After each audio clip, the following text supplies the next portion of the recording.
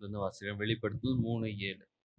Philadelphia சபையின் தூதனுக்கு நீ எழுத வேண்டியது என்னவெனில், பரிசுத்தம் உள்ளவரும் சத்தியம் உள்ளவரும் தாவீதின் திறவுகோலை உடையவரும் ஒருவரும் பூட்டக்கூடாதபடிக்கு திறக்கிறவர் ஒருவரும் திறக்கக்கூடாதபடிக்கு பூட்டுகிறவருமாயிருக்கிறவர் சொல்லுகிறதாவது, உன் கிரியைகளை அறிந்திருக்கிறேன்.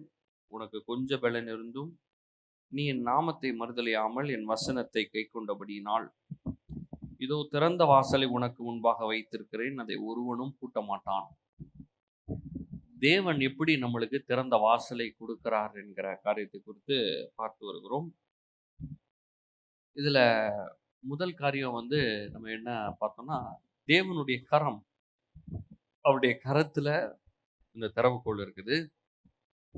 திறக்கிறது, பூட்டுறது இதெல்லாம் யார் பண்றா? ஆண்டவர் பண்றாரு. நம்மளுக்காக பண்றாரு. நம்மளால திறக்க முடியாது. பல வருஷமா நடக்காம இருக்கும் அந்த காரியம். ஆனா திடீர்னு பார்த்தீங்கன்னா அந்த காரியத்தை ஆண்டவர் செய்து கொடுப்பார். ஏன்னா அது அவருடைய கரம், அவர் செய்யறது. இப்படி வாசல் திறக்கிறதுக்கு சில காரியங்கள் இருக்கு. அந்த திறவுகோல், அதுல முதல் திறவுகோல் என்னதுன்னா ஜெபம். இரண்டாவது திறவுகோல் துதி. பேதுரு சிறைச்சாலையில் இருக்கும்போது சபையார் எல்லாரும் சேர்ந்து ஜெபம் பண்றாங்க. நிறைய நேரங்கள்ல இன்னைக்கு நீங்க ஜெபம் பண்றது ஒரு 5 வருஷம் 10 வருஷம் கழிச்சு நடக்கும். ஒவ்வொன்றுக்கும் ஆண்டவர் ஒவ்வொரு நேரங்களை வச்சிருக்கிறார். அதனால நம்மளுக்கு நடக்க வேண்டியது எல்லாமே 20 வருஷம் 30 வருஷம் கழிச்சு நடக்கும்னு சொல்லல. நம்ம வளர்ச்சி அடையணும். பாருங்க, நம்ம வீட்டில் நம்ம கார் வச்சிருந்தா கூட குழந்தை பிறந்த உடனே ஒரு 2-3 வயசுலலாம் ஓட்டுறதுக்கு கொடுக்கறது கிடையாது. சில பிள்ளைகள் அப்பா அம்மாவுக்கு தெரியாமலே வண்டி எடுத்து ஓட்டுவாங்க. ஆனால் கவர்மெண்ட்ல என்ன சொல்லியிருக்காங்க, லைசன்ஸ் போட சொல்றாங்க. அவனுக்கு பார்த்து ஓட்டணும். சில பெற்றோர் எப்படின்னா, வண்டி பாருங்க சூப்பரா ஓட்டுறான் அப்படின்னு ஓட்ட விட்டுருவாங்க. அவனுக்கு வண்டி ஓட்ட தெரியும், ஆனா ரோட்ல எப்படி ஓட்டுறது? வீட்டுக்குள்ள ஓட்டலாம், ரோட்ல அவன் நேடா வருவான், இப்படி வருவான், 4 பக்கம் நம்மளுக்கு கண்ணு வேணும். அதை அவனுக்கு யோசிக்கிறதுக்கே தெரிய மாட்டேங்குது. அந்த அளவுக்கு யோசிக்கிறதுக்கு வளர்ச்சி அடையணும். இந்த மாதிரி நம்மளுடைய வாழ்க்கையில் நம்ம வளர்ச்சி அடையும் போது ஒவ்வொரு காரியமும் நடக்க ஆரம்பிக்கிறது. வாழ்க்கையில் நம்மளுக்கு அப்படியே நடக்க ஆரம்பிக்கும். ஆனா ஜெபம் பண்ணுவது அவ்வளோ ரொம்ப முக்கியமா இருக்குது. கதவை திறக்கிறதுக்கு இயேசு சீசர்களுக்கு ஜெபம் பண்ண கற்றுத்தரும் போது சொல்றாரு, பரலோகத்தில் உம்முடைய சித்தம் செய்யப்படுவது போல பூமியிலும் செய்யப்படுவதாக. வெள்ளிக்கிழமைகள்ல ஒரு அந்த போதனை எடுத்து நான் பேசிட்டு இருக்கேன், ஜெபத்தை குறிச்ச போதனை. அதில் நான் ஏன் ஜெபம் பண்ணணும்னு பேசிட்டு இருக்கேன். ஜெபம் பண்ணி ஆகணுமா? நான் ஜெபம் பண்ணியே ஆகணுமா? நான் ஜெபம் பண்ணலாம் நடக்காதா அப்படின்னா நடக்காது. நான் ஜெபம் பண்ணி ஆகணும். அப்போ முதல் திறவுகோல் ஜெபம். ரெண்டாவது, பவுலும் சீலாவும் சிறைச்சாலையில் இருக்கும்போது துதிக்கிறாங்க. ஃபுல்லா கட்டப்பட்டிருக்குது. அடி அடின்னு அடிச்சிட்டானுங்க. இதுக்கு மேல அவனுங்க விட்டா அவ்வளோதான், ஒன்று சாகடிச்சிடுவானுங்க. கை காலெல்லாம் மாட்டி விட்டான். எவ்வளோ ஒரு மோசமான நிலைமைனா, உட்காவலரை அப்படின்னு சொல்லும்போது அது என்னன்னா, கீழே அது என்ன சொல்றாங்கன்னா, ரோம அரசாங்கத்தில் அவங்க லெவல் வச்சிருந்தான். இதில் ரொம்ப மோசமான பனிஷ்மெண்ட் என்னன்னா, கீழ் லெவலில் கொடுத்துருவான். இப்போ என்னன்னா, மேல இருந்து யாராவது டாய்லெட் போனாங்கன்னா அது கீழே தான் விழும். அந்த மாதிரி இடத்துல தான் இருக்கிறாங்க கீழே. எல்லாம் நல்லா இருக்கு அது இடம். மோசமான ஒரு சிச்சுவேஷன். நாற்று அடிக்குது, பிடிக்கிறதுக்கு பிடிக்கல, ராத்திரி வேலை, அடியெல்லாம் விட்டுருக்கு, செம வலி. இந்த நேரத்தில் பாட்டு பாட வருமா? அவர்கள் துதிக்கவும் ஆராதிக்கவும் ஜெபம் செய்யவும் தொடங்கினார்கள். முடிஞ்சு போச்சு, அவ்வளவுதான். என்ன ஆச்சு? அஸ்திபாரங்கள் அசைந்தது. அஸ்திபாரங்கள் அசைந்து என்ன பண்ணுச்சு? வாசல் எல்லாம் திறந்துச்சு. அப்போ தேவன் சில வழிமுறைகளை வச்சிருக்கிறார். இப்ப நம்ம ஞாயிற்றுக்கிழமை இன்னைக்கு வரோம் பாருங்க, நம்ம ஆராதிச்சுக்கிட்டே இருக்கிறோம். வாரம் வாரம் ஆராதிக்கிறோம், ஜெபம் பண்றோம், துதிக்கிறோம். நீங்க வீட்டுல துதிக்கிறீங்க, ஆராதிக்கிறீங்க, திடீர்னு பாத்தீங்கன்னா கதவு திறந்துடும். கரெக்டா? சில நேரங்கள்ல குழந்தை பெற்றுக்கிறவங்க அவங்க வயிறை பார்த்தா ஒரு 3-4 மாசத்துக்கு ஒண்ணுமே தெரியாது. சொன்னாவும் நம்ப மாட்டாங்க. ஏன்னா அவங்க வர ஒல்லியா இருப்பாங்கல்ல. உள்ள இருக்குது. வர்றதுக்கு இன்னும் ஒரு 6 மாசம் வெயிட் பண்ண வேண்டியதா இருக்குது. அந்த மாதிரி நீங்க துதிச்சுட்டே இருங்க. ஆண்டவர் சொல்றாரு, பெரிய கோட்டை சவரா இருக்குது, நீ என்ன பண்ணு? சுத்தி வாழ்றாரு. சுத்தி சுத்தி வரணும். அப்புறம் 7வது நாள் 7 வாட்டி சுத்தி வந்துட்டு கடைசியில ஓன்னு கத்துன்றாரு. கத்தணுமா, ஓன்னு கத்தணுமா.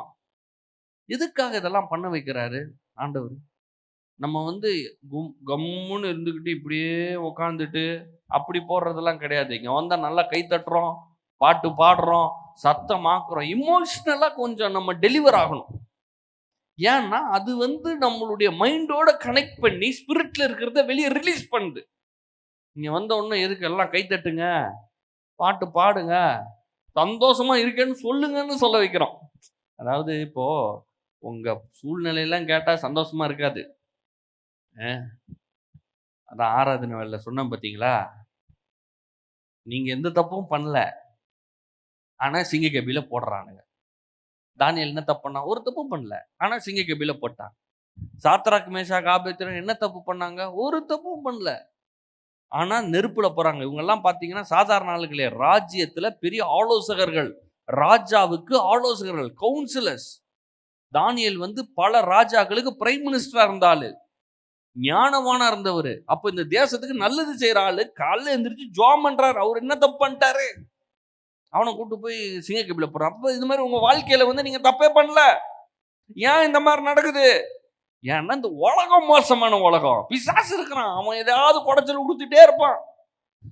ஆனா நீங்க என்ன பண்ணணும்? துதிக்க வேண்டும். நீங்க என்ன பண்ண வேண்டும்? ஜெபிக்க வேண்டும். நீங்க என்ன பண்ண வேண்டும்? ஆராதிக்க வேண்டும். ஆலயத்துக்கு வர வேண்டும். என்ன கஷ்டமா இருந்தாலும் ஆலயத்துக்கு வந்து நல்லா பாட்டு பாடி நல்லா ஆராதிச்சு வசனத்தை ஏற்றுக்கொண்டு அதை விசுவாசிச்சு திருப்பி வீட்டில் போய் இந்த வசனத்தை நம்பி ஆராதிச்சு தூச்சிட்டு போயிட்டே இருங்க. திடீர்னு ஒரு நாள் கதவு திறந்துடும். இதுதான் ப்ராசஸ், இதுதான் மெத்தடு. வேற வழியே இல்லை. அதுல 3வது ஒரு திறவுகோல் சொன்னேன். அது என்னதுன்னா வெளிப்பாடு. பரலோக ராஜ்யத்தின் திறவுகோலை நான் கொடுக்கிறேன் உனக்கு அப்படின்னு சொல்லிட்டு பேதுருக்கு ஆண்டவர் சொல்றார், இயேசு சொல்றார். எல்லாரும் மாத்தி மாத்தி சொல்றாங்க, பாக்குறத வச்சு பேசுறாங்க எல்லாரும். இவரு மூஞ்சி ஒரு மாதிரி இருக்குது. ஒருவேளை எலியா இருக்குமோ, இல்ல இந்த யோவானை தலை சேதம் பண்ணிட்டாங்களா அவன் ஆவி உள்ள இறங்கி இருக்கு போல, இல்ல ஏசாயாவா இருக்கும். எல்லாரும் ஒவ்வொன்று சொல்றாங்க. ஆனா பேதுரு சொல்றான், நீ தேவனுடைய குமாரனாகிய கிறிஸ்து. இயேசு சொல்றாரு, மாமிசமும் ரத்தமும் சொல்லல, இது பரலோகத்தின் தேவனே உனக்கு வெளிப்பாடா கொடுத்திருக்காருன்றான். அப்போ எல்லாமே வெளிப்பாடா நம்மளுக்கு போகணும். இப்ப வந்து பொதுவாவே வந்து இப்ப நம்ம கிறிஸ்தவ குடும்பத்துல பிறந்துட்டோம்னு வச்சுக்கோங்களேன். இப்ப நான்லாம் வந்து கிறிஸ்தவ குடும்பத்துல தான் பிறந்தேன். பிறந்தேன்னா ஞாயிற்றுக்கிழமை காலையில சர்ச்சுக்கு போனோம். போய் ஆகணும். போகலன்னா ஆப்ஷனே கிடையாது இங்க. இல்ல நான் யோசிச்சு சொல்றேன். யோசிக்கட்டா தூக்கிட்டு போயிடுவாங்க. அந்த மாதிரி நம்ம பிறந்து அப்படியே வந்துட்டு இருக்கிறோம். ஏதோ கதை சொல்றாங்க. நிறைய நேரத்துல எல்லாம் பிடிச்சி செய்யறது கிடையாது. மனப்பாட வசனம் சொல்லணும். எங்க வீட்டுல அடியெல்லாம் விழுவும். ஆனா படிச்சுதான் ஆகணும். ஆனா கடைசியில முடிஞ்சோன்னு பிரைஸ் வர கொடுப்பாங்க. இந்த மாதிரி இன்ட்ரெஸ்டிங் ஃபேக்டர் ஏதோ பிடிச்சி பிடிக்காம ஏதோ படிச்சாச்சு. ஆனா வெளிப்பாடு கிடையாது. அது நிறைய படிச்சிருக்கேன். 1+1 2 தூக்கத்துல இருந்துச்சாலும் கேட்கும். அது மாதிரி கர்த்தர் என் மேய்ப்பராக இருக்கிறார், அது தெரியும், அவ்வளவுதான். ஆனா வெளிப்பாடு வேற. இந்த மாதிரி நம்ம பாட்டு பாடுறது, வசனம் வாசிக்கிறது எல்லாமே வந்து சும்மா அது ஓகே, மனப்பாடம் பண்றதெல்லாம் ஓகே. எனக்கும் தெரியுங்க. தாவீதுக்கு அது தெரியும், ஆபிரகாம் தெரியும், ஈசாக்கு தெரியும். வெளிப்பாடு இருக்கா? அன்னைக்கு ஆபிரகாமுக்கு வேற கதியே இல்லை, வேற வழியே இல்லை. ஆண்டவரை மட்டுமே நம்பி இருந்தாரு. அவருக்கு அற்புதம் வந்ததே. அந்த வெளிப்பாடு இன்னைக்கு நம்மளுக்கு பெறணும். அதுக்கு என்ன பண்ண? கேட்டுக்கிட்டே இருக்கணும். இந்த வசனங்களை துதிக்கிறோம், ஆராதிக்கிறோம், ஜெபிக்கிறோம், சந்தோஷப்படுறோம், விசுவாசிக்கிறோம், வாயை திறந்து சொல்றோம். அது வெளிப்பாடா ஒரு நாள் லைட் அடிக்குது பாருங்க, கதவு திறக்குது. நம்ம முத காரியம் துதிக்கணும், அதுக்கப்புறம் ஜெபிக்கணும், அப்புறம் இது வெளிப்பாடாக பெற வேண்டும். இன்றைக்கு ஒரு காரியத்தை நான் சொல்ல போறேன். அது எப்படின்னா, தயவே கதவை திறந்து விட்டுரும். தேவ தயவு ஒரு மனிதன் மேல் இருக்கும் போது அதுவே கதவை தானாக திறக்க ஆரம்பிக்கும். இப்ப இந்த துதிக்கிறது, இந்த ஆராதிக்கிறது, இந்த வெளிப்பாடு, இது எல்லாமே வந்து எதை அக்னாலேஜ் பண்றேன்னா, தேவ தயவு என் மேல இருக்குது அப்படின்றத நான் உணர்ந்து, ஆமா ஆண்டவர் நான் மன்னிச்சிட்டாரு, என் மேல ஆண்டவருக்கு கோபம்லாம் கிடையாது, என் மேல பாசமா இருக்கிறாரு, நான் பண்ண தப்ப இயேசுவின் ரத்தம் கழுவி சுத்திகரிச்சிருக்கிறது, என் மேல் குற்றம் சுமத்த முடியாது, நான் பாவம் பண்ணியிருந்தா கூட இயேசு அதை மன்னிச்சிருக்காரு, இன்னைக்கு நான் நீதிமானா நிற்கிறேன், அவருடைய தயவுக்கு அவருடைய கிருபைக்கு முன்பாக அதை பெற்றுக்கொள்கிற வண்ணம் நான் இருக்கிறேன் அப்படின்றத நான் என்ன பண்றேன், சொல்றதுதான் ஆராதிக்கிறது. எல்லாத்தையும் வர விட மாட்டான், பிசாசு சொல்லுவான், உங்ககிட்ட சொல்லுவான், என்னத்துக்கு நீ சர்ச்சுக்கு போற, நீ அதை பண்ண இதை பண்ண அப்படி பண்ண இப்படி பண்ண ஏதாவது சொல்லுவான். ஒரு அதிகாரம் வாசிங்க, ஒரு அதிகாரம் தான் வாசித்தா, அவர் 10 அதிகாரம் வாசிக்கிறாரு அப்படின்னா, சரி அப்படியே நீங்க நாளைக்கு 10 அதிகாரம் வாசித்துன்னு வச்சுக்கோங்க, ஆமா நீ இன்னைக்கு தான் வாசித்த, நாளைக்கு வாசிக்கிறியா பார்க்கலாம் அப்படின்னுவான். உள்ள இருந்து பேசிக்கிட்டே இருப்பான், ஏதாவது குற்றம் சாட்டுகிறவன் அவன் பேரை. நீ என்ன நாள் இன்னைக்கு சர்ச்சுக்கு வந்து என்ன சொல்லுவான், வந்துட்ட இன்னைக்கு பார்க்கலாம், நீ அடுத்த வாரம் வரியா அப்படின்வான். என்ன பெருசா நடந்துச்சு உனக்கு, ஏதாவது பேசுவான். அதை எல்லாத்தையும் டவுன் பண்ணிட்டு கீழே வச்சுட்டு நான் துதிக்க ஆரம்பிக்க வேண்டும், ஜெபிக்க ஆராதிக்க வேண்டும், இந்த வேதத்தின் மூலமாக வெளிப்பாடை பெற்றுக்கொள்ள வேண்டும், கதவுகள் தானாக திறக்கும். எப்படி பேதுரு எந்திரிச்சப்போ அவர் எந்திரிக்கிறாரு, சங்கிலிங்கள் எல்லாம் கீழே விழுது, அப்படி முன்னாடி போறாரு, கதவெல்லாம் திறக்குது, சும்மா தானா திறக்குது. படத்துல காட்டுறாங்க பார்த்தீங்களா, அப்படி போனவன சார் சார் சார் திறக்குது. அவங்களாம் எஃபெக்ட் அனிமேஷன்லாம் போட வேண்டியதாக இருக்குது, ஆண்டவர் அதெல்லாம் அப்பயே பண்ணிட்டாரு. அவன் போகிறான், சும்மா கதவு திறகுது, 4 கதவு, 4 வாசல் வழியாக போகிறார், எல்லாம் திறகுது. கடைசியில் ஊருக்கு வெளியே வந்து நிற்கிறார். இந்த மாதிரி அற்புதங்கள் இயேசுவின் நாமத்தால் உங்கள் வாழ்க்கையில் நடப்பதாக. நீங்கள் போன உடனே கதவு இயேசுவின் நாமத்தினால திறக்கட்டும். உங்கள் வாழ்க்கையில் இதுவரைக்கும் அடைக்கப்பட்டதெல்லாம் திறக்கட்டும் இயேசுவின் நாமத்தினால. எல்லாம் சொல்லுங்க ஆமேன், எல்லாம் சொல்லுங்க எனக்கு நடக்கும். ஆமா, நம்ம விசுவாசிக்கிறோம், விசுவாசிச்சு பேசுறோம், அதுதான் வெளிப்பாடு. நான் தரிசித்து நடவாமல் விசுவாசித்து நடக்கிறோம். நீதிமொழிகள் 24ஆம் அதிகாரம்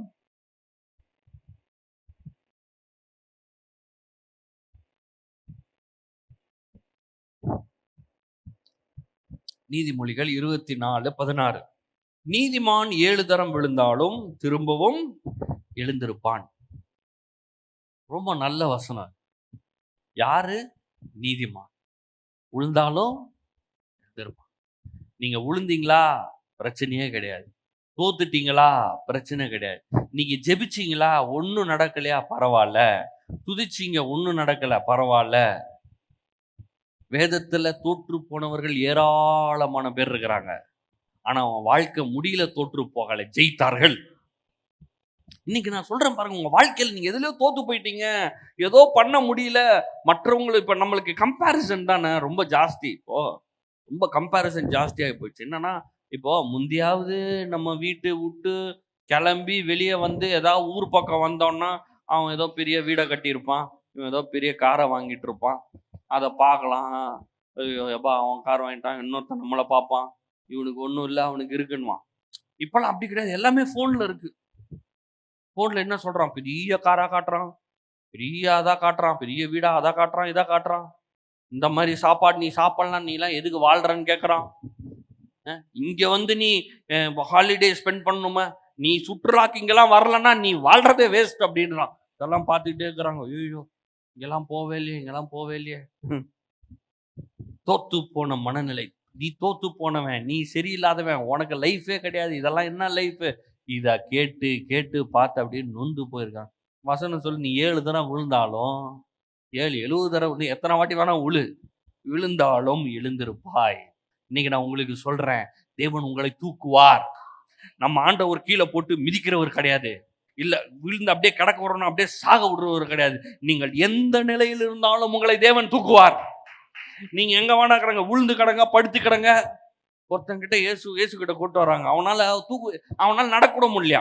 இப்போ கண்ணு தெரியாதவங்க கூட நடந்து வரான், அப்படியே தேடி, காது கேட்காதவங்க கூட நடந்து வரான். ஒருத்தனுக்கு நடக்கவே முடியல, அவனை தூக்கிறதுக்கு ஒரு 4 பேர்.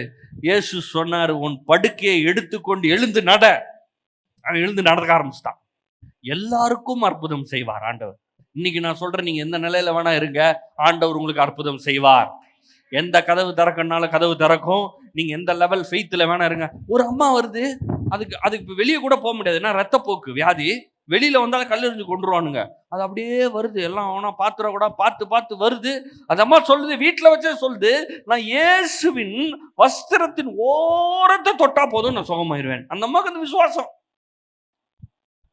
எப்படியா கஷ்டப்பட்டு ஓர தொட்டுச்சு. அவள்தான் தேவனுடைய வல்லமை இயேசுடைய சரத்திலிருந்து பாய்ந்து போய் சுகமாக்கிடுச்சு. அப்போ எந்த மனிதனுக்கும் அவன் இருக்கிற லெவல்ல போய் ஆண்டவர் டீல் பண்றார். எல்லா மனுஷனும் அவன் ஏதோ ஒரு மனசுல நான் ஜெபம் பண்ண போறேன், நடக்கும், செய்வாரு. நான் இப்ப துதிக்க போறேன், நடக்கும், ஆண்டவர் செய்வார் உங்களுக்கும். இன்னைக்கு நான் வந்திருக்கேன், இந்த வசனத்தை கேட்கிறேன், வெளிப்பாட பெற்றுக்கொள்ள போறேன், நடக்கும், உங்களுக்கும் செய்வார்.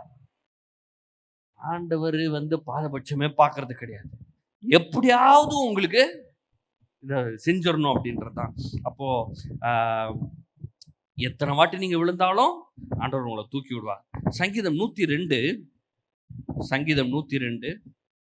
இந்த சங்கீதத்துல பாத்தீங்கன்னா கொஞ்சம் கஷ்டமான நிலைமையா இருக்குது. சங்கீதக்காரன் சொல்லும் போது சொல்றாரு, கர்த்தாவே என் விண்ணப்பத்தை கேளும், என் கூப்பிடுதல் உம்மிடத்தில் சேர்வதாக. நான் ஜெபம் பண்றதே கேட்கல போல கடவுளுக்கு. நானும் எவ்வளவு நல்லாங்க ஜெபம் பண்றேன், காலைல ஜெபம் பண்றேன், நைட்டு ஜெபம் பண்றேன், ஆண்டவரே அப்படின்னு கூட கத்துறேன். பாக்குறாரா? ஒன்னும் தெரியல, வானம் தான் தெரியுது, ஒன்னும் நடக்க மாட்டேங்குதே. சங்கீதக்காரனு கூட அப்படிதான் இருந்திருக்குது போல. நீங்க 1ல இருந்து 11 வரைக்கும் வாசித்தீங்கன்னா ரொம்ப புலம்பல் ஜாஸ்தியா இருக்குது சங்கீதக்காரனுக்கு. வரமாட்டேரு, போக மாட்டேரு, கஷ்டமா இருக்குது, எதுவுமே மாற மாட்டேங்குது, முடிவே இல்லை. 12ல பாத்தீங்கன்னா, கர்த்தராகிய நீரோ என்றென்றைக்கும் இருக்கிறீர். இப்ப கொஞ்சம் தெளிவுபடுறாரு அவரு. ஐயோ ஐயா கையா உயா முள்ள, ஐயோ பயா முள்ள அப்படின்லாம் நம்ம சொல்லுவோம் சில டைம்ல. முள்ள, ஐயோ கஷ்டமா இருக்குது, ஐயோ வலிக்குது, முள்ள, குடும்ப பிரச்சனையா இருக்குது, வாழ்க்கை பிரச்சனையா இருக்குது, ஆண்டவரே எலியா மாதிரி, ஆண்டவரே இன்னைக்கு நைட்டு நான் தூங்குறேன், அப்படியே போயிருக்கோம் ஆண்டவரே. ஜெபம் பண்றாங்க, நான் இருந்த பூமியில இருந்து என்ன ஆண்டவரே பண்றேன், ஆண்டவரும் எடுக்க மாட்டாரு. அம்மா சொல்லுது என்கிட்ட, நானும் ஆண்டவரே என் உயிரை எடுத்துருன்ற, எல்லாரும் உயிரும் போது என் உயிர் போக மாட்டேங்குது. சொன்னேன், உன் உயிர் போகாது, பிரச்சனையெல்லாம் சரி பண்ற வரைக்கும் நீங்க போறது இல்லை. தாவீது கூட அது மாதிரி தான் நிறைய ஜெபம் பண்ணிருக்காரு. இருக்கிறதே வேஸ்ட், பயங்கர மரண இருள் பள்ளத்தாக்குல நடந்து போற, மரணத்தின் ஊட போற, அப்படி டப்புடுவல் தான் செத்துட்டு இருப்பேன், ஆனா விட மாட்டேன். ஆனா அவ்வளவு கடினமான உலகத்துல சூழ்நிலை மத்தியில அப்படியே கத்திட்டு கதறிட்டு புலம்பிட்டு இருக்காரு. திடீர்னு ஒரு வெளிச்சம் அடிக்குது. அந்த வெளிச்சம் அடிக்கட்டும் இயேசுவின் நாமத்தினால, அதை அடிச்சிடணும்.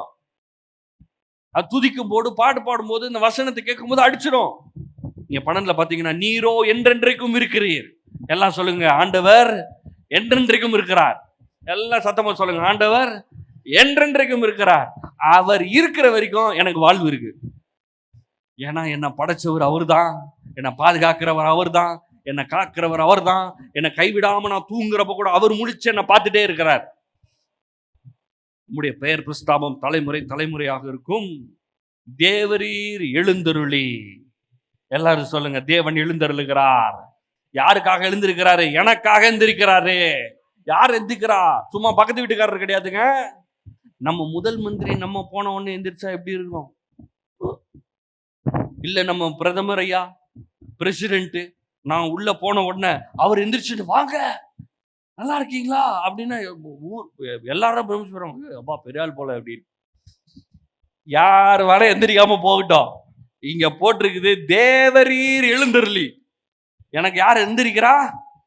என்ன படைச்ச எங்க அப்பா என்ன பார்த்து எனக்கு தயவு பாராட்டணும்னு நினைச்சு, எனக்கு கதவை திறக்கணும்னு நினைச்சு, எனக்கு வாசலை திறக்கணும்னு நினைச்சு, என் தீமையெல்லாம் நன்மையா மாற்றணும்னு நினைச்சு தேவன் எழுந்தருளி சீயோனுக்கு இறங்குவீர். உங்களுக்கு இறங்குகிறார். அந்த ஒரு ஓரமா போல, தலையை திருப்பிட்டு போல, நீ கடந்து இரு, கஷ்டத்திலே கடை, இன்னும் பிரச்சனையா போ உருட்டும் அப்படி சொல்லல. சீயோனுக்கு இறங்குறார், உங்களுக்கு இறங்குறார். அதற்கு தயை செய்யும் காலமும் குறித்த நேரமும் வந்தது. உங்கள் குறித்த நேரம் வந்தது. உங்கள் மேல் தயவு வைத்தார். ஒரு மனுஷன் மேல் ஆண்டவர் தயவு வச்சுட்டாரு, அவ்வளவுதான், அவன் வேற எங்கேயோ போய் விட்டுருவார். அவர் இயேசுவின் நாமத்தினால உங்கள் வாழ்க்கையில் தேவனுடைய தயவு பொழிந்தருளப்படுவதாக. கதவுகள் எல்லாம் திறக்கட்டும். கதவு எல்லாம் திறக்கப்பட்டுரும். ஆண்டவர் ஒரு மனிதன் மேல தயவை காட்டிட்டாருன்னா ஆண்டவர் எந்திரிச்சு அவனுக்கு இரக்கம் பாராட்டி அவனுக்கு நன்மையை காட்டணும், தயவை காட்டணும் நினைச்சிட்டாரு, முடிஞ்சது கதை. ஆனா இன்னைக்கு நான் சொல்றேன், உங்கள் மேலே ஆண்டவர் தயவுள்ளவராக இருக்கிறார். இதுதான் சரியான நேரம்.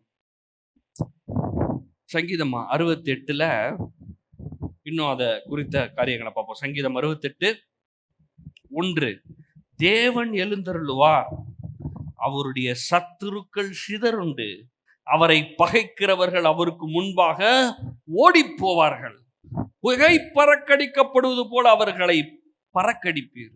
மெழுகு அக்கினிக்கு முன் உருகுவது போல துன்மார்க்கர் தேவனுக்கு முன் அழிவார்கள். தேவன் எழுந்தருளுகிறபடினால நம்மளுக்கு முன்னாட நிக்கிற பிரச்சனையெல்லாம் எப்படி புகை போகும். புகை எப்படி இருக்கும்? புகை எப்படி இருக்கும்? இப்படி இருக்கும். இப்படி இப்படி இப்படி பண்ணீங்கன்னா போயிடும். மெழுகு நெருப்புல போட்டா உருகி போயிடும், ஒன்றும் இல்லாமல் போயிடும், தண்ணியா போயிடும். ஆண்டவர் சொல்றாரு, பிரச்சனை எல்லாம் புகை இப்படி பண்ணா ஒன்றும் இல்லாமல் ஆகிற மாதிரி உனக்கு ஆக போகிறது. நான் சொல்லுகிறேன், உங்கள் வாழ்க்கையில் நீங்கள் சந்திட்டு இருக்கிற அந்த சவால், அந்த பிரச்சனை, தானியலுக்கு அப்படிதான் பாருங்க. சிங்க கபில போய் ஊழ்ந்து கிடக்குறான், எல்லாம் சிங்கமா இருக்குது. ஒன்றும் இல்லை, ஒரு நைட்டு தான் நல்லா ஒரு ஜபத்தை போட்டு படுத்து தூங்கிட்டாப்புல நீட்டா. காலையில ஃப்ரெஷ்ஷா எந்திரிட்டார். ராஜா தான் தூங்காம இருந்தார், தானியல் நல்லா தூங்கிட்டார். கடைசியில் இவன் வாழ்க்கையில் எப்படி ஆயிடுச்சுன்னா, அவன் வெளியே வந்ததுக்கு அப்புறம் ராஜா அவனுடைய எதிரிகள் எல்லாம் தூக்கி உள்ள போட்டார். இப்ப இவனுக்கு பிரச்சனையே கிடையாது. நான் சொல்றேன், இயேசுவின் நாமத்தினால உங்களை வாட்டி வச்சு ஒரு நாள் பிரச்சனை கொடுத்து போராட்டம் பண்ணி உங்களை வாழ விடாம, உங்களை நிம்மதியா இருக்க விடாம பண்ணிட்டு இருந்த எல்லா சூழ்நிலைகளும் அது ஒண்ணும் இல்லாம ஆகிறது. இத பண்றது ஆண்டவருங்க. நீங்க யார்கிட்டயாவது சொன்னீங்கன்னா அவங்க சரியா செய்ய மாட்டாங்க. ஆண்டவர் சொல்றாரு, நான் இறங்குறேன், உனக்கு நான் தயவு பாராட்டுறேன், ஒரு சூழ்நிலை எல்லாத்தையும் நான் மாத்துறேன். ஏசாயா 54:17 போட்டிருக்கு, உனக்கு விரோதமாய் உருவாக்கப்படும் எந்த ஆயுதம் வாய்க்காதே போம், உனக்கு விரோதமாய் நியாயத்தில் எழும்பும் எந்த நாவையும் நீ குற்றப்படுத்துவாய், இது கர்த்தருடைய ஊழியக்காரரின் சுதந்திரம், என்னால் உண்டான அவர்களுடைய நீதியுமாயிருக்கிறது என்று கர்த்தர் சொல்லுகிறார். யாரும் உங்களை குற்றப்படுத்த முடியாது. உங்களை அப்படியே குறை சொல்லி, உங்களை அப்படியே குற்றமா படுத்தி, உங்களை அப்படியே ஒன்றும் இல்லாம ஆக்கணும்னு அவங்க நினைப்பாங்க. அது பிசாசு பண்ற வேலை. அவன் ஜெயிக்க முடியாது. கல்வாரி சிலுவையில இயேசு அவன் மேல் வெற்றி எடுத்தார், ஜெயம் எடுத்தார். ஒரு மனுஷன் கூட பூந்து அவன் கூட வேலை செஞ்சு உங்களை கவுத்தி போட்டு உங்களை ஒன்றும் இல்லாம ஆக்கணும்னு நினைச்சு உங்களுக்கு பிரஷரை ஏற்றி விட்டு வியாதியை கொடுத்து மன சோர்வை கொடுத்து எல்லாத்தையும் அவன் ட்ரை பண்ணுவான். அவன் ஜெயிப்பதில்லை, நீங்கள் ஜெயிப்பீர்கள். ஏன் நீங்க ஜெயிப்பீங்க தெரியுமா? தேவன் மக்கள் மேல தயவு வச்சிருக்கிறார். இந்த தயவை நான் டிக்ளேர் பண்ணிக்கிட்டே இருக்கேன். என் மேல தேவன் தயவாக இருக்கிறார். எல்லாம் சொல்லுங்க, இந்த மேல் தேவன் தயவாக இருக்கிறார். எல்லாம் சத்தமா சொல்லுங்க, என் மேல் தேவன் தயவாக இருக்கிறார். திருப்பி சொல்லுங்க, என் மேல் தேவன் தயவாக இருக்கிறார். திருப்பி சொல்லுங்க, என் மேல் தேவன் தயவாக இருக்கிறார். ஆமா, யோசேப்பு நினைச்சிட்டு இருந்தான், அவங்க வீடு அவங்க அப்பா வந்து கலர் கலரா ட்ரெஸ் எடுத்து கொடுக்குறாரு. அதாவது அண்ணங்காரனுக்கும் ட்ரெஸ் இருக்குது. அண்ணங்காரனுக்கு சிவப்பு ட்ரெஸ், பச்சை ட்ரெஸ், மஞ்சள் ட்ரெஸ், ஒரு கலர் தான். ஆனா இவனுக்கு ஒரே ட்ரெஸ்ல எல்லா கலரு, சிவப்பு, மஞ்சள், பச்சை, கலர் கலரா போடுற. இவன் ஸ்பெஷலா இருக்கிறான். உனக்கு டென்ஷன் ஆகுது. அண்ணன் தான் தம்பிக்கு தான் செய்யறனா, சொந்த தம்பி என்ன வேணா வந்துட்டு போட்டோம், உனக்கு என்ன ட்ரெஸ், என்ன ட்ரெஸ் போடுறாங்க. கடைசியில் என்ன பண்ணிட்டான், இவனை அழிச்சு கட்டணும் அப்படின்னு சொல்லி பிளான் போடுறாங்க. யார் பிளான் போடுறா? அண்ணங்காரெல்லாம் பிளான் போட்டு இவனை ஒன்றும் இல்லாமல் ஆக்கணும் பிளான் போட்டாங்க. கடைசியாக ஒரு நாள் பலமா சிக்கினாப்புல தூக்கி எகிப்துல வித்துட்டாங்க. வழிபோக்கர்கிட்ட வித்தாங்க. அவன் போய் எகிப்துல வித்தான், எகிப்துக்கு போயிட்டான். இங்கே வந்து ஒரு ஆடை அடிச்சானுங்க, அதில் ரத்த கட்டு எடுத்து ட்ரெஸ்ல கலந்து இங்கே அப்பாவுக்கு அனுப்பிச்சு செத்து போயிட்டான். அவன் போல அவள் தான் காலின்னு அனுப்பிச்சு விட்டாங்க. இப்போ இவங்க என்ன பிளான் பண்ணாங்கன்னா, யோசேப்புடைய சாப்டரு க்ளோஸ், அவள் தான். எல்லாரும் அப்படிதான் நினைச்சாங்க, யோசேப்பே அப்படிதான் நினைச்சான், முடிஞ்சிடுச்சு. அவன் வாழ்க்கை அப்பதான் ஸ்டார்ட் ஆகுது. இவன் வந்து இவனை ஒண்ணுமில்லாம ஆக்கணும்னு நினைச்சான். ஆண்டவர் சொன்னார், கரெக்ட் கரெக்ட் அப்படியே கொண்டு வா. அங்க இருந்து அவனால என்ன பண்ண முடியாது, வர முடியாது. அப்படியே கொண்டு வந்து எகிப்துல போடு. ஏன்னா அங்க இருந்து தான் உலகத்தையே ஆள போறான். எகிப்து வல்லரசியா ஆள போறான் அவன் தான். இல்லாட்டி அவன் வரமாட்டான் வீட்டை விட்ட. எப்படி யோசிப்பா, நான் அப்பா போயிட்டு வரேன் பாய் அப்படி கிளம்புவானா? அதெல்லாம் கிளம்ப மாட்டான். உங்க அப்பா அனுப்பிச்சு வைப்பானா? அதுவும் அனுப்ப மாட்டான். இவனுங்க தீமை என்று எண்ணுதை தேவன் நன்மையாக மாற்றினார். யோசேப்பு அதை சொல்றாரு, நீங்களோ எனக்கு தீமை செய்ய நினைத்தீர்கள், தேவன் அதை நன்மையாக மாற பண்ணினார். நான் சொல்றேன், உங்க வாழ்க்கையில நீங்க தீமை அனுபவிச்சுட்டு இருக்கலாம், கஷ்டத்தின் ஊடா போயிட்டு இருக்கலாம், அதை கூட ஆண்டவர் நன்மையா மாத்திடுவார். உங்க வாழ்க்கையின் கடைசியில எண்ணி பார்ப்பீங்க, திரும்பி பார்ப்பீங்க, ஓ இதுவா இந்த பிரச்சனையா, அதனாலதான் இன்னைக்கு நான் நல்லா இருக்கேனே, அதனாலதான் இன்னைக்கு நான் உயர்ந்து இருக்கிறேன், அந்த அளவுக்கு ஆண்டவர் மாத்தி விட்டுருவாரு. உங்க வாழ்க்கையில பிரச்சனையும் சவாலையும் இப்படி பாருங்க. 7 தடவை நான் விழுந்தாலே எந்திரிப்பேன். நான் இப்ப அங்க உழவா செய்யறேன், நின்றுட்டு தான் இருக்கிறேன். உங்களை யாரும் உழலையா? எல்லாம் நல்லா உட்காந்துருக்கிறீங்க. நான் வாழ்க்கையில் என்ன தோந்து போயிருந்தோம்னா ஒண்ணு இல்லாம ஆயிட்டு இருக்கணுமே, நல்லா தான் உட்காந்துருக்கிறீங்க. அப்படியே விழுந்தா கூட நம்ம நிப்போம், திருப்பி எந்திரிப்போம். தேவ கிருபை நம்மளை தூக்கிவிடும். அதாவது நம்ம எல்லாம் தேவனுடைய பிள்ளைகள். உங்க புள்ள என்ன பண்ணா உங்க புள்ள கிடையாது? சொல்லுங்க. எல்லாருக்கும் பிள்ளைகள் இருக்கு. நீங்க என்ன பண்ணா உங்க புள்ள கிடையாதாமா? இல்ல முறைச்சிட்டானா நீ பிள்ளையே கிடையாது, சும்மா வாயில தான் நீங்க சொல்லுவீங்க புள்ள. அப்புறம் அவனுக்கு தான் கிச்சன்ல போயிட்டு சாம்பார் செஞ்சுட்டு கறி குழம்பு செஞ்சுட்டு இருக்கிறீங்க. யாரு? நீ பிள்ளையே கிடையாதுடா அப்படின்னு சொல்லிட்டு குழம்பு கிட்டிட்டு இருக்காங்க அவனுக்கு தான். அப்புறம் என்ன, பாப்பா சாப்பிடுப்பா டைம் ஆயிடுச்சு பார் அப்படின்றது. அவன் என்ன பண்ணாலும் உள்ளதான். அப்போ நீங்க வந்து அவ்வளோ ரொம்ப ஜோரா இருக்கிறவங்க, ஆண்டவர் வந்து கொடூரமானவரா? நீங்க தப்பு பண்ணோன்னு பீசாசே அப்படி ஏற்றி விட்டுருவாரா? நீங்க வந்து அணைச்சிக்குங்க, ஓ செல்ல குட்டி ஏதோ தெரியாம பண்ணிச்சு சார் என் புள்ள. என்ன பண்ணாலும் உங்க புள்ள தான் சொல்றீங்கல்ல, அதே மாதிரி உழுந்தாலும் குபுர உழுந்தாலும் கபிர்கா உழுந்தாலும் நீங்க தேவ புள்ளதான், பிள்ளைதான். இப்ப நம்ம என்ன ட்ரெயின் பண்ணிக்கணும்னா, நிக்க ட்ரெயின் பண்ணிக்கணும். நம்மள சும்மா உழுந்து எந்திரிச்சுட்டே இருந்தா வேலைக்கு ஆகாதுல்ல. 2 வயசு 3 வயசுல ஊழலாம், நடக்கிறப்ப ஊழ்ந்துட்டேங்க அப்படின்னு. 25 வயசு 35 வயசுல நடந்துட்டு இருக்கிறப்ப ஊழ்ந்துட்டேன்னு சொன்னீங்கன்னா நம்மளை கலாய்க்க ஆரம்பிச்சிடுவாங்க. அந்த மாதிரி இந்த பூமியில போராட்டம் வரட்டும், துர்ச்செய்தி வரட்டும், போராட்டம் பிரச்சனை எல்லாம் வரட்டும்.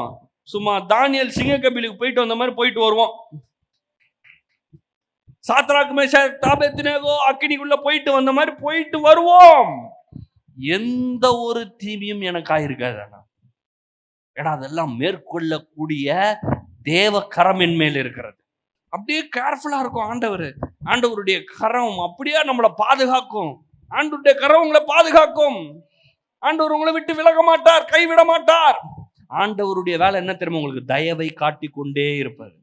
உங்க மேல் தயவாக இருப்பார், உங்களுக்கு இறங்குவார், உங்களுடைய கூப்பிடுதலுக்கு பதில் கொடுப்பார்.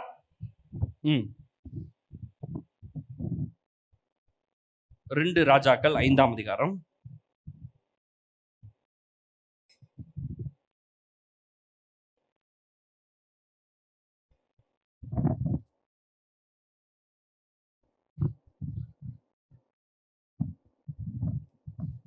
ரெண்டு ராஜாக்கள்ல 5ஆம் அதிகாரத்துல சீரியா ராஜ்யத்துல படைத்தலைவன் ஒருத்தர் இருந்தான். அவன் பேர் நாகமான். இவனுக்கு வந்து ஃபுல்லா உடம்பு ஃபுல்லா இதாகி போயிடுச்சு, லெப்ரசி. இதுல என்ன ஆயிடுச்சுன்னா, இவனை வந்து படைத்தலைவனா இருந்து தூக்கவும் முடியாது. ஏன்னா இவன் ஹை போஸ்டிங்ல ஹை ரேங்கிங்ல இருக்கான், ரொம்ப ஸ்கில்டு பர்சன்.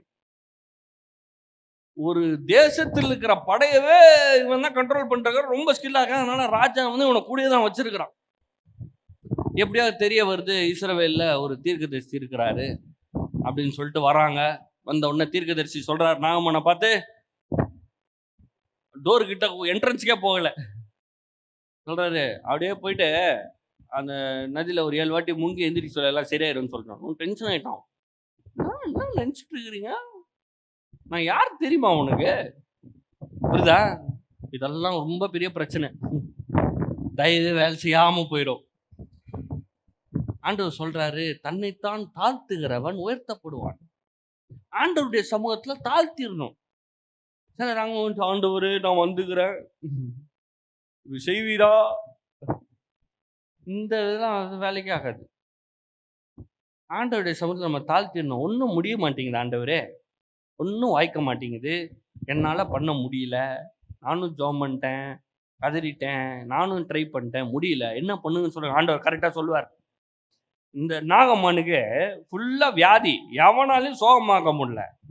என்ன சொல்கிறான், என்ன பண்ணியிருக்கணுமா தீர்க்க தரிசி, நாகம்மன் சாரா, ஐயோ வாப்பா வாப்பா அப்படின்னு அவர் வெளியே வந்து அப்படியே அந்த புண்ணெல்லாம் தடவி விட்டு இந்த கையை தூக்கி பரவன்ல இருக்கிற எங்கள் பிதாவே அப்படின்னு ஜபத்தெல்லாம் பண்ணணும்னு நினைச்சான். அவன் வெளிப்படையா அப்படியே வந்து தடவி விட்டு அப்படி அந்த மாதிரிலாம் ஏதாவது பண்ணணும்னு ட்ரை பண்ண யோசிச்சான். அவன் சொன்னார், மூஞ்சே பார்க்கல, அப்படியே போ சொல்லு, அந்த பக்கத்து தண்ணி பாரு, 7 வாட்டி முங்கி எந்திரிக்க சொல்லி சரியாயிருன்ட்டார். வந்துச்சு. ஆனா அந்த அந்த ஆள் அவனையும் பாராட்ட தான் செய்யணும். கூட ஒருத்தர் இருந்தான், அவன் சொன்னா, சார் டென்ஷன் ஆகாதீங்க, அவன் ஊர்ல சொன்னா உருண்டிருப்ப, என்ன தங்கம் எடுத்துட்டு வா, வெள்ளி எடுத்துட்டு வா அப்படின்னு சொன்னாலாம் செஞ்சிருப்பேன். ரொம்ப சிம்பிளா சொன்னான், தண்ணியில தானே போய் முங்க சொன்னான், முங்குவோம், அற்புதம் தான் எடுத்துக்குவோம், இல்லைன்னா ஊருக்கு போயிடுவோம். கரெக்ட் தான், இவ்வளவு தூரம் வந்துருக்கோம், சரி வா போலாம் அப்படின்னு சொல்லிட்டு முங்குறான். ஃபர்ஸ்ட் வாட்டி முங்குறான், ஒண்ணுமே நடக்கல. 2வது வாட்டி 6 வாட்டி முங்குறான், ஒண்ணுமே நடக்கல. இந்த மாதிரி நம்ம லைஃப்ல வந்து இந்த ப்ராசஸே ரொம்ப டிஃபிகல்ட். ஆனா அந்த ப்ராசஸ் வழியா தான் போய் ஆகணும். யோசேப்புக்கு இருந்த ப்ராசஸ் ரொம்ப டிஃபிகல்ட்டான ப்ராசஸ். தப்பே பண்ணல. அந்த போத்திபார் வீட்டுல அந்த போத்திபார் இருக்கிற அவன் வச்சுக்கிற ஆடு மாடு கழுத ஓட்டம் எல்லாத்தையும் பார்த்துட்டு இருக்கிறான். இரவும் பகலும் வேலை பார்க்கறான், வீடை மெயின்டைன் பண்றான், எல்லாத்தையும் மெயின்டைன் பண்றான். உன் மனைவி வந்து என்ன சொல்லுது, என்கிட்ட அவன் தப்பா நடந்துக்கிட்டான்னு சொல்லிட்டு ஜெயில தூக்கி போட்டு. ரொம்ப டிஃபிகல்ட்டான ப்ராசஸ். தப்பே பண்ணல, போய் ஜெயில போட்டான். என்ன சொல்லிருப்பாங்க, ஜெயில பாராட்டி இருப்பாங்களா? பயபுல யாரு மேல கை வச்சுக்கிட்டு போத்திபார் மனைவி கிட்ட உனக்கு தேவையாடா அப்படின்னு கேட்டிருப்பான். நீங்க அங்க போய் இல்ல இல்ல நான் அதெல்லாம் பண்ணலன்னு சொல்ல முடியுமா? அவங்ககிட்ட சொல்ல முடியாது. தப்பா குற்றச்சாட்டப்பட்டு அவமானப்பட்டு நிந்தப்பட்டு, ஆனா அது ஒரு ப்ராசஸ், டிஃபிகல்ட்டான ப்ராசஸ். ஆனா அந்த ப்ராசஸ்க்கு அந்த பக்கம் மகிமை. அந்த கஷ்டத்துல அடுத்த பக்கம் போயிட்டா அது ஒரு நல்ல வாழ்க்கை இருக்குது. அதனால ஒருவேளை நீங்க இந்த ப்ராசஸ் வழியா போயிட்டு இருந்தீங்கன்னா சோர்ந்து போகாதீங்க. தேவனுடைய வார்த்தை எடுத்து வாசிங்க, துதிங்க, ஜெபம் பண்ணுங்க, போயிட்டே இருங்க. அந்த பக்கம் வெளிச்சம் இருக்கு. இந்த டனல்ல போயிருக்கீங்களா? டனல் சில நேரங்கள்ல நம்ம ஊர்ல அந்த அளவுக்கு டனல்லாம் கிடையாது. ரொம்ப தூரம் பல கிலோமீட்டர் டனலுக்குள்ளேயே போகணும். இருட்டா இருக்கும், வெளிச்சம் தான் வெளியே வெயில்ல. ஆனா இந்த டனலுக்குள்ள போகும்போது உள்ள பிரிட்ஜுக்குள்ள போயிட்டு இருக்கும் போது ஃபுல்லா இருட்டா இருக்குது. நம்ம ஹெட்லைட் எல்லாம் போட்டாதான் வண்டியிலே போக முடியுது. ஆனா அந்த பக்கம் போயிட்டா வெளிச்சம். அந்த மாதிரி உங்க லைஃப்ல நீங்க போயிட்டு இருக்கிறீங்க, இந்த பாதையில போயிட்டே இருங்க, நிப்பாட்டுறாதீங்க, சோர்ந்து போயிடாதீங்க, வாழ்க்கையை முடிச்சிடாதீங்க, பின்னோக்கி போயிடாதீங்க. இந்த எகிப்துல இருக்கிறவங்களுக்கும் ப்ராசஸ், 11 நாள் ப்ராசஸ். எல்லாருக்கும் இந்த ப்ராசஸே பிடிக்க மாட்டேங்குது. எனக்கும் பிடிக்கல தான், உங்களுக்கும் பிடிக்கல தான். ஆனா போனுமே. ஆண்டவர் வச்சிருந்த ப்ராசஸ் 11 டேஸ். எகிப்துல இருந்து கானான் தேசத்துக்கு 11 நாள் நடந்து போனோம். இந்த ப்ராசஸ்ல இவனுக்கு மன்னா பெய்யும். இந்த மன்னா பெய்யும் போது இவன் தேவனை சார்ந்து கொள்ளணும்னு இவன் கத்துக்கணும். அதை கத்துக்கவே இல்லை. எவ்வளவு நாள்? 40 வருஷம். ஆண்டவர் அற்புதமா தண்ணி தருவாரு, அற்புதமா மன்னா தருவாரு, அற்புதமா காட தருவாரு. இதை நம்பணும், விசுவாசிக்கணும். இவன் முறுமுறுக்கிறான், விசுவாசிக்க மாட்டான், பொறுமையா இருக்க மாட்டான், பதட்டப்படுறான். ஆண்டவர் செய்ய மாட்டார் பார், எனக்கு செய்யவே மாட்டார் பார், ஒன்னும் நடக்க மாட்டேங்குது. நானும் ஜெபம் பண்ணிட்டேன், ஒன்னும் நடக்கல. நான் எகிப்துக்கு போறேன், அங்க வந்து சவக்குழி இல்லைன்னா இங்க வந்தோம். இதான் பேச்சே அவனுக்கு. ஒரு முறை கூட வாயை திறந்து ஆண்டவர் எங்களுக்கு கானான் தேசத்தை வச்சிருக்காரு, நான் விசுவாசிக்கிறேன், எடுத்துக்கொள்றேன் சொல்லவே இல்லை. ஆனா யோசேப்பு பாருங்க, எதுவுமே பேசலாம.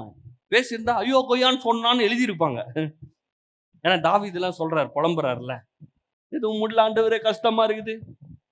தாவீதுக்கும் டிஃபிகல்ட்டான ப்ராசஸ். அபிஷேகம் ஊத்திட்டாங்க ராஜாவா, ஆனா திரும்பி வீட்டுல தான் போயிருக்கணும். நேர அரண்மனையிலே கொண்டு போய் உட்கார வச்சாங்க, அபிஷேகம் பண்ணிட்டாங்க. நம்ம அபிஷேகம் பண்ணணும், நேரம் எங்க சிங்காசனம் எங்கன்னு தேடுறோம். சிங்காசனம் வர்றதுக்கு இன்னும் டைம் இருக்கு. ப்ராசஸ். அதுக்கு ஆண்டவருடைய பலன் தேவை. அந்த பலன் ஆண்டவருடைய பிரசன்னத்துல இருக்கு, ஆண்டவருடைய வார்த்தையில இருக்குது. இந்த வசனத்தை தியானிங்க, தேவனை ஆராதிங்க, துதிங்க, ஒரு பலத்தை பெற்றுக் கொள்வீர்கள். அப்ப இந்த ப்ராசஸ் ஈஸியா கடந்து போயிடலாம். இந்த நாகம்மான் 6 வாட்டி, என்னடா ஒன்றும் நடக்கவே மாட்டேங்குது, நான் தான் அப்பயே சொன்னேன் போயிடலான்னு சொல்றான். ஏய் இன்னும் ஒரு வாட்டியா, 7வது வாட்டின்னு இருக்குதே. அவன் 7வது வாட்டி முங்கி எந்திருக்கிறான். 14வது வசனத்துல போட்டிருக்கு, தேவனுடைய மனுஷன் வார்த்தையின்படியே யோர்தானில் 7 தரம் முழுகின போது அவன் மாமிசம் சிறு பிள்ளையின் மாமிசத்தை போல் மாறி அவன் சுத்தமானான். அப்போ இந்த ப்ராசஸ மாத்த முடியாது. இன்னைக்கு 2 மினிட்ஸ் நூடுல்ஸ் எல்லாம் வந்துருச்சு. அதுல என்னென்ன கலக்குறான்னு நம்மளுக்கு தெரிய மாட்டேது. ஆனா நம்ம சமைக்கணும்னா காய்கறி கடைக்கு போய் அந்த காயை நல்லா சுத்தமா இருக்குதான்னு பார்த்து அதெல்லாம் வாங்கிட்டு வந்து, அதுக்கப்புறம் அதை வெட்டி, அப்புறம் அதை சமைச்சு, அது வேற வேக வைக்கிறத வேக வச்சு நல்லா வறுத்து சாப்பிடுறதுக்குள்ள 1.5 மணி நேரம் ஆயிருது. ஆனா அவன் என்ன சொல்றான், 2 மினிட்ஸ். மக்களுக்கு என்ன இருக்குது, 1 மினிட்ல ஏதாவது இருக்குதா சார், டக்குன்னு 2 மினிட், 1 மினிட்ல ஏதாவது டப்பான போட்ட உடனே வரணும். ப்ராசஸ் பிடிக்க மாட்டேங்குது. ஆனா ப்ராசஸ் நல்லது. நான் வளர்க்கப்படுறேன், எனக்குள்ள என்ன இருக்குன்றத பார்த்துக்கிறேன். சில நேரங்கள்ல ப்ரெஷர் அதிகமா போது வாய் கலரும் தெரியுமா. சிலர் அமைதியா இருப்பாங்க, ஸ்தோத்திரம் ஸ்தோத்திரம் ஸ்தோத்திரம் அல்லேலூயா தான் சொல்லிட்டு இருப்பாங்க. கொஞ்சம் ப்ரெஷரை ஏற்றி விடுங்க, என்னென்ன வார்த்தை வரும். ஹலோ இருக்கீங்களா?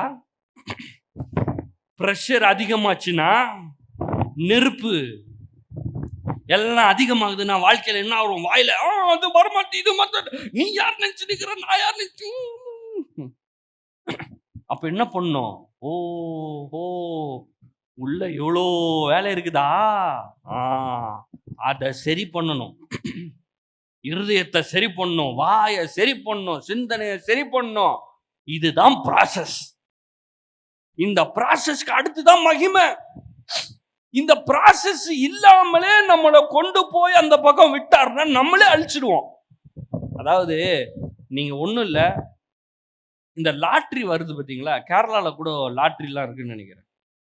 இந்த உலகத்துல கோடிக்கணக்கான ரூபா லாட்ரி அடிச்சவங்க எல்லாமே ஒரு 2 வருஷம் இல்ல 3 வருஷத்துல எப்படி இல்லாதல இருந்தாங்களோ அங்க போயிருவாங்களாம். திடீர்னு இன்னைக்கு 10 கோடி ரூபா வருதுன்னா அவனுக்கு என்ன பண்றதே தெரியாது. அவன் போய் சுற்றுலா போவான், அதுக்கு போவான், இங்க போவான், அது பண்ணுவான், இது பண்ணுவான்.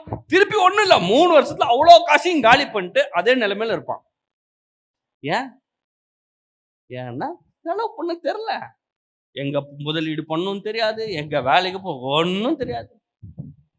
இது மாதிரி நம்மளை கொண்டு போய் ஆண்டவர் விட்டுட்டாருன்னு வச்சு. இப்போ இந்த 40 வருஷம் இஸ்ரவேல் மக்கள் ஏன் அங்க போகணும், அவன் என்ன பண்ணிருப்பான் தெரியுமா, போன உடனே பால் தேன் எல்லாத்தையும் அப்படி போட்டு கட்டி விட்டுருவான், அணை கட்டிடுவான், வெளியவே போகாது.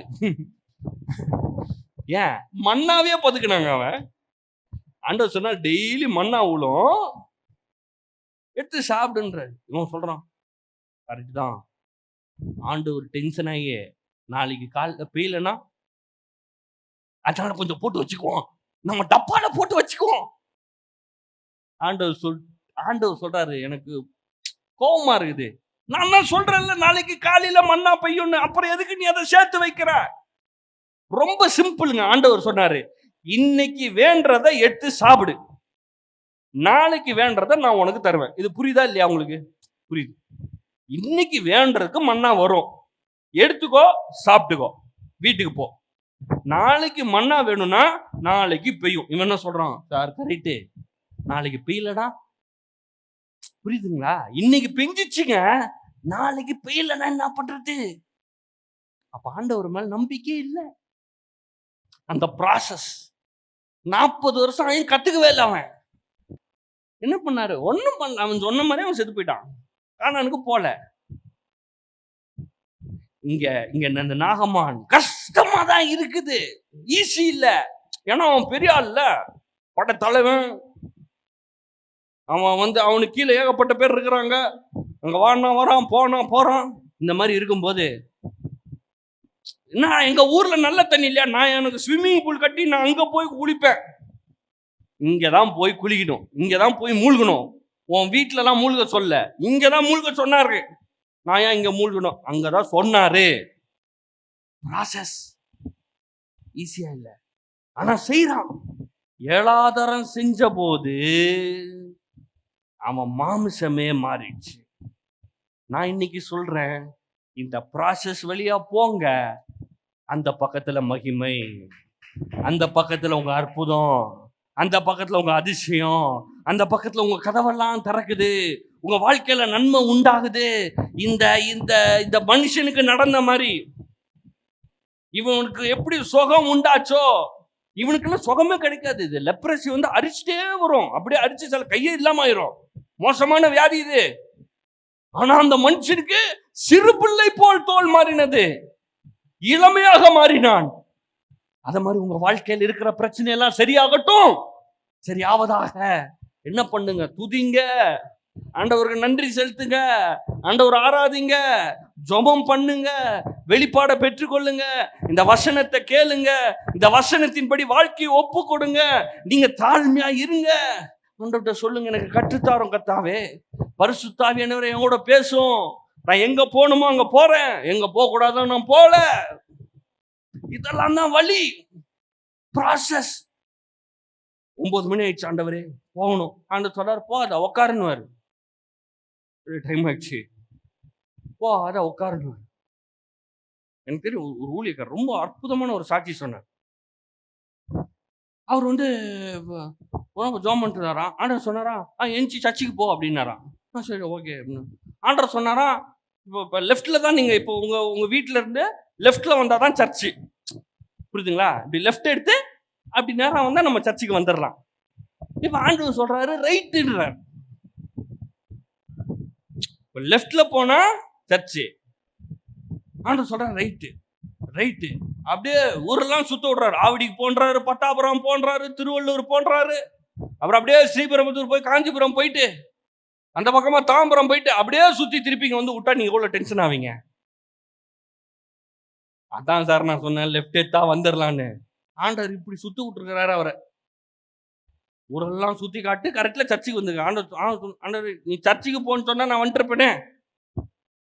சரி உள்ள போயிட்டார். உள்ள போனோன்னு இப்போ இவருக்கு என்னன்னா, என்ன ஆண்டவரே யாருக்கா ஜோம் பண்ணணுமா? என்ன ஆண்டவர் திருப்பி கிளப்பி கூட்டு வந்துக்கிறாரு.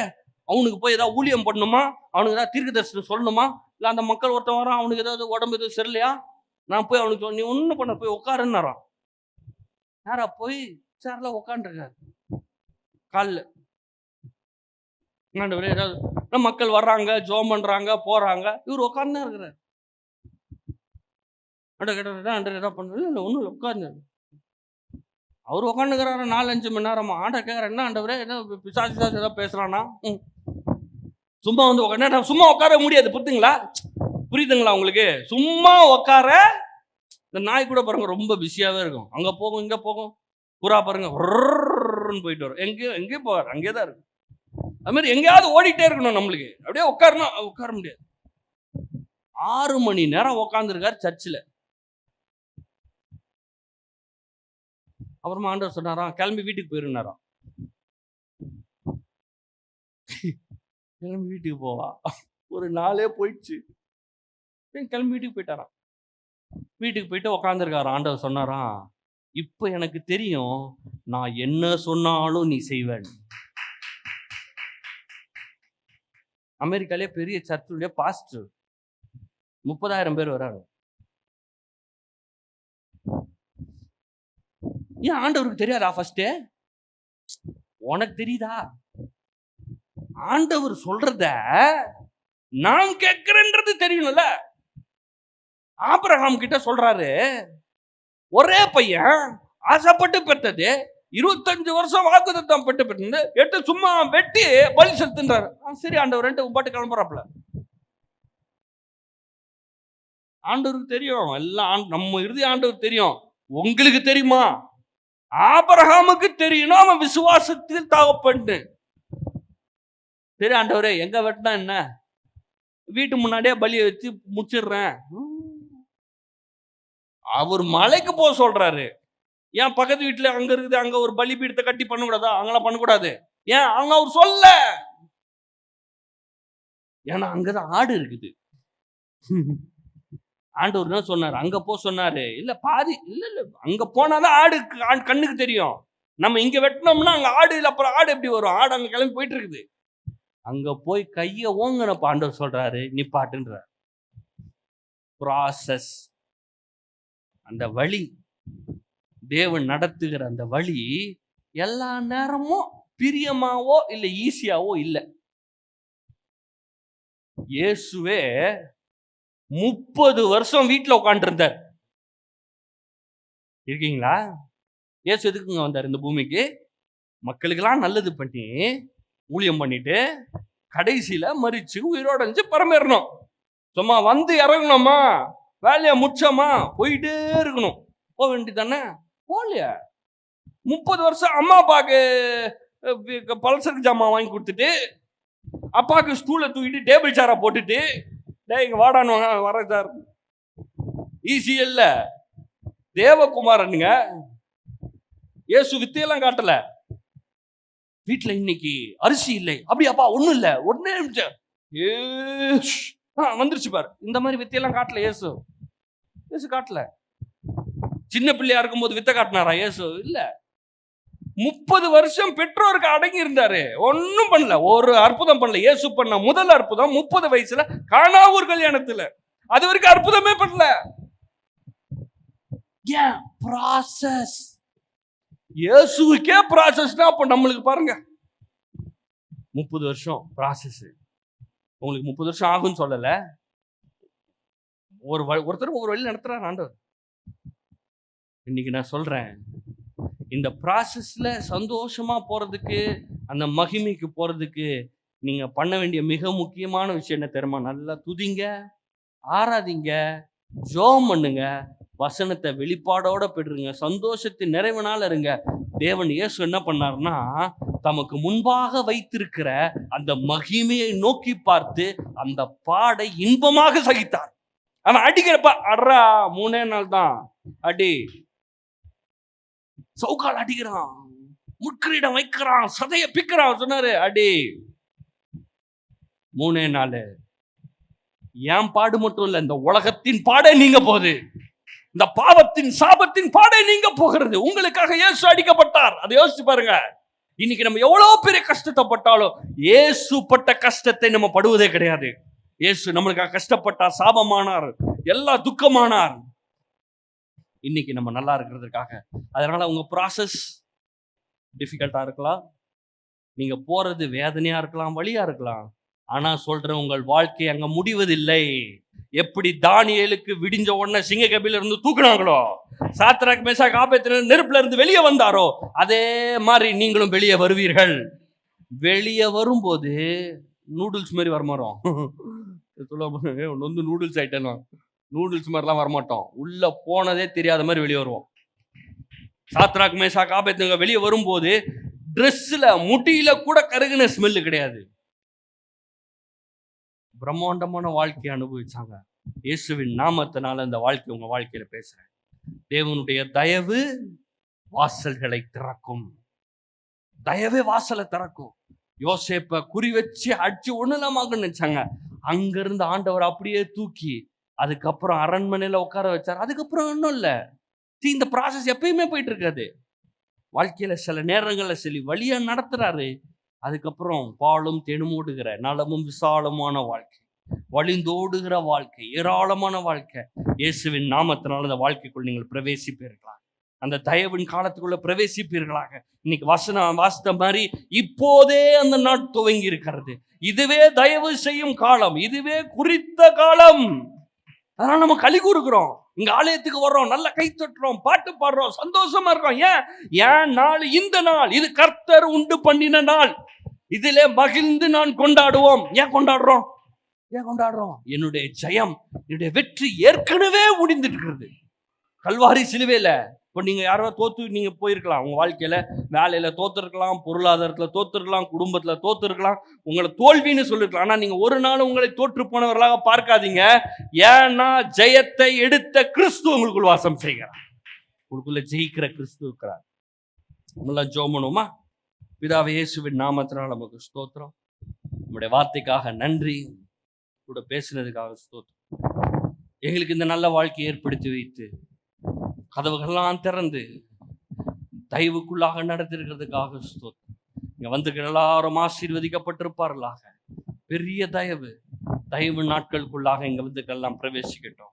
கதவுகள் எல்லாம் திறப்பதாக. அன்னைக்கு பேதுருவுக்கு தானாக திறந்த மாதிரி இவங்க வாழ்க்கையின் கதவுகள் எல்லாம் தானாக திறப்பதாக. அஸ்திபாரங்கள் எல்லாம் பவுலுக்கு ஆடி ஒண்ணு இல்லாம போனது போல வாழ்க்கையில கடைப்பட்டிருக்கிற நன்மைகள் வருவதற்கு ஆண்டவரே, அந்த கஷ்டமான சூழ்நிலைகள் அவ்வளவு அஸ்திபாரம் மாதிரி இருக்கிறது எல்லாம் உடைந்தெறிக்கப்படட்டும். நல்ல வாழ்க்கைக்குள்ள பிரவேசிக்கட்டும், இன்பமான வாழ்க்கையில பிரவேசிக்கட்டும், சந்தோஷமா இருக்கட்டும், களி கூறட்டும், சமாதானமா இருக்கட்டும், நிம்மதியா இருக்கட்டும், ஒரு குறைவில்லாம இருக்கட்டும். கர்த்தாவே, ஒருவருக்கு எல்லா துதி கன மகிமையும் செலுத்துகிறோம். இயேசுவின் நாமத்தில் பிதாவே, ஆமென்.